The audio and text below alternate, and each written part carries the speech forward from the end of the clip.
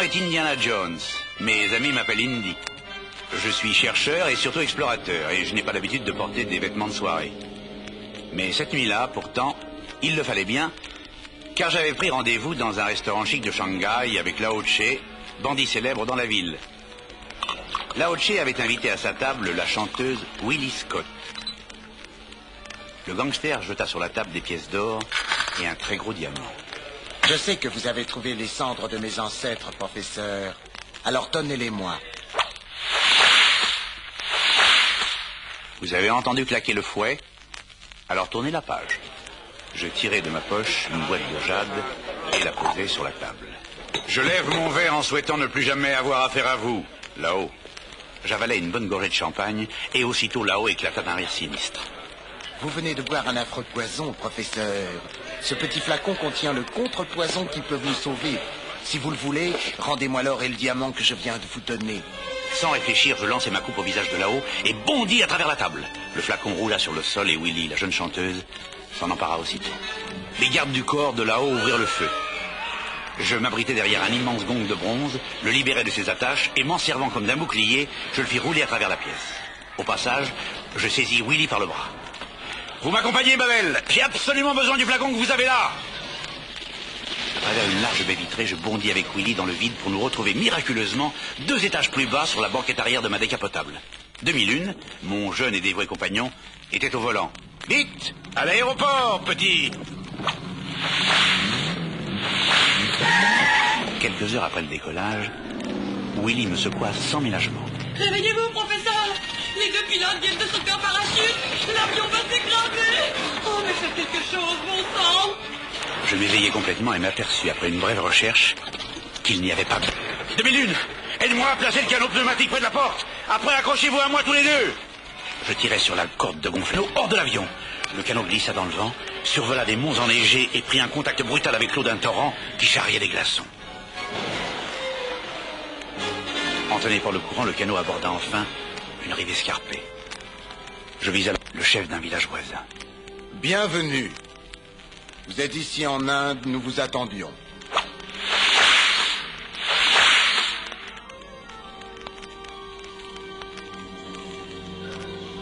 Le village semblait désolé. Les habitants mouraient de faim. Des hommes cruels de Pankot ont volé notre pierre sacrée. Sans sa protection, nos sources se tarissent, nos récoltes meurent. Ces mêmes hommes ont enlevé tous les enfants du village. Nous avons prié pour avoir de l'aide, et vous êtes tombés du ciel. Je vais essayer de faire tout ce que je peux.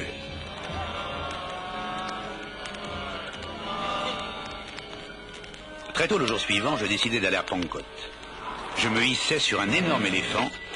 Demi-lune voulut me suivre. Attends, Indy, je grimpe à tes côtés. Non, petit, regarde. Il te propose un éléphanteau juste à ta taille. Demi-lune était émerveillée. Indy va m'emmener un jour en Amérique. Tu viendras avec nous. Je te trouverai bien une occupation dans un cirque.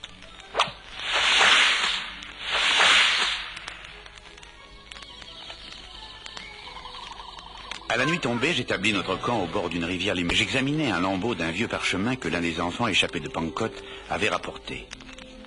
Il révélait qu'un dieu, un magique à Sankara, sorte de sage et de prophète.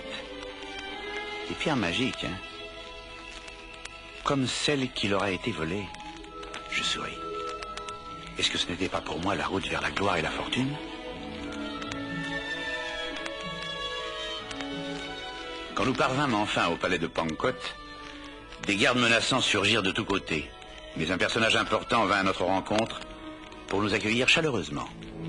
Vous passerez la nuit ici. Le Maharaja souhaite vivement vous rencontrer et entendre le récit de vos exploits, professeur Jones. Le dîner sera servi à 8h. Willie se précipita dans la chambre qui lui était réservée. Dîner avec un prince? Oh, je dois me faire belle. J'espère au moins qu'il n'est pas marié. Le dîner fut servi comme prévu à 8h et en présence du Maharaja. C'était un jeune garçon de 13 ans. Demi-lune dit à Willie en chuchotant. Peut-être aime-t-il les femmes plus âgées. Bon, c'est entendu, je n'aurai pas de prince ce soir. Mais au moins nous aurons un dîner royal. Oh, je meurs de faim. Les plats arrivèrent. C'était un mélange repoussant de reptiles rôtis et de bestioles bouillies. Willy en aurait pleuré. Je contemplais ce spectacle d'un œil sceptique. Les habitants de l'Inde ne mangent pas de viande. Il y a quelque chose d'anormal dans tout cela. Un peu plus tard, dans la chambre de Willy, je remarquai une fente bizarre dans le mur. Je m'approchai et vis qu'elle ouvrait sur un couloir secret dissimulé par une statue. Verrouille la porte, Willy, et attends ici notre retour. Avec 2001, je m'engageai dans un étroit passage infesté d'insectes rampants. Parvenu à un réduit, j'entendis soudain une porte claquer derrière nous et des pics acérés surgir aussitôt du plafond et du sol. Willy, essaie d'arriver jusqu'à nous, vite, vite! J'arrive, Indy! Mais ce couloir est horrible! Je suis couvert d'énormes cafards! Oh non, non, non! J'entends, je ne peux pas! Willy, pour l'amour du ciel, on va être transpercé si tu ne trouves pas le levier de commande qui arrête ces pics! Cherche, vite, vite, sinon nous sommes perdus! En tâtonnant le long du mur, Willy découvre enfin le levier, l'actionne et d'un seul coup, les pics rentrent dans leur logement et la porte du réduit s'ouvre bruyamment.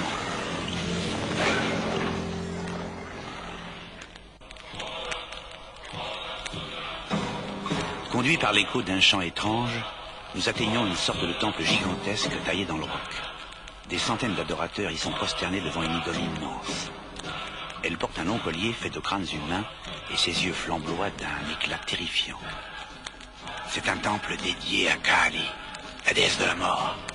Ses adorateurs pratiquent les sacrifices humains. Horrifiés, nous voyons alors le grand prêtre Molaram précipiter un homme dans une crevasse de lave bouillante.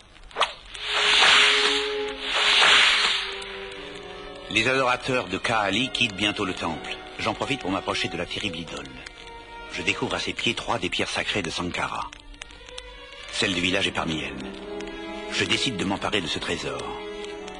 Utilisant la longue et solide lanière de lave et me saisis des pierres que je cache dans mon havre-sac. J'avance avec prudence et trouve l'entrée d'un tunnel derrière l'énorme statue. Je débouche sur une mine où travaillent tous les enfants volés au village. J'attaquais sans hésiter les gardiens, mais ils étaient trop nombreux pour que j'en vienne à bout à moi seul.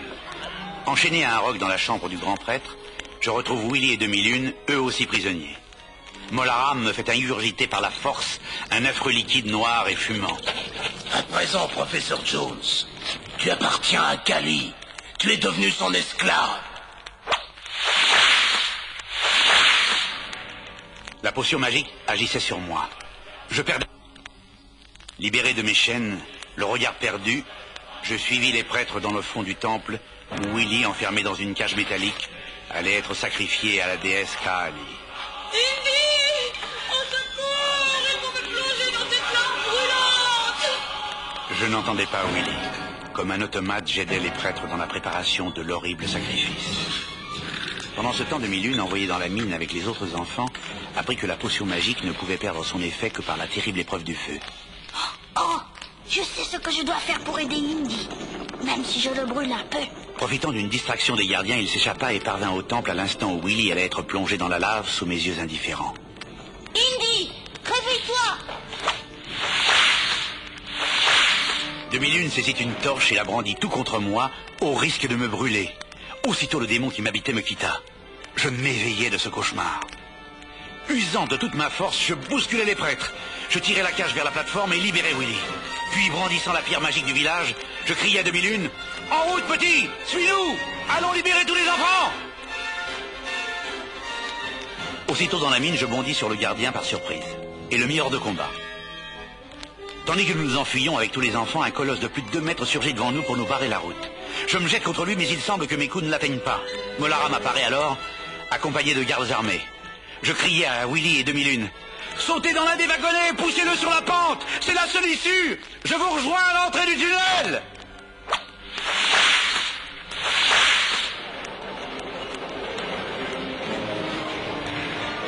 Privé de frein, le wagonnet dévale la pente à une allure folle.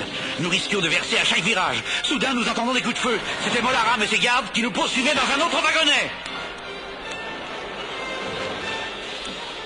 2001 m'aida à soulever un moteur et à le projeter sur la voie. Le wagonnet qui nous suivait vint buter dessus dans un fracas épouvantable. Notre véhicule s'arrêta brutalement au bout de la voie ferrée. Il fallait marcher maintenant. Mais quel était ce grondement épouvantable? Une énorme trombe d'eau dévalait vers nous. Les gardes avaient ouvert les vannes d'un immense réservoir. Fuyant à une allure folle devant la vague qui déferlait, nous avons atteint juste à temps la sortie du tunnel et trouvé un abri contre la paroi rocheuse tandis que des tonnes d'eau jaillissaient devant nous.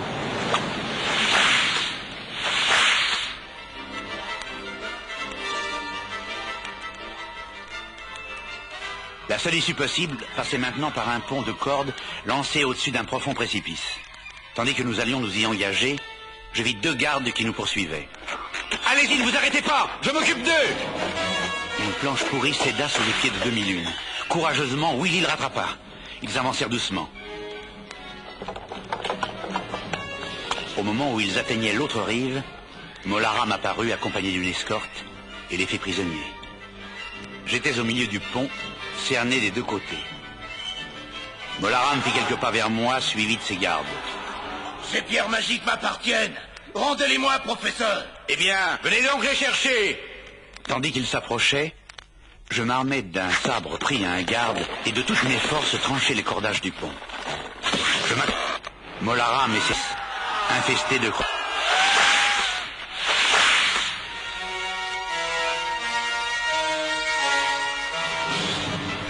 Le retour au village avec les enfants fut un moment de grande joie. Je remis la pierre sacrée aux notables du village. À l'eau, l'herbe et les blés se mirent à pousser, les arbres à fleurir. Willy ne pouvait croire à un tel miracle. Voilà, une. Maintenant, un long voyage m'attendait. Il me fallait rentrer dans mon pays. C'était peut-être une autre aventure qui s'offrait à moi.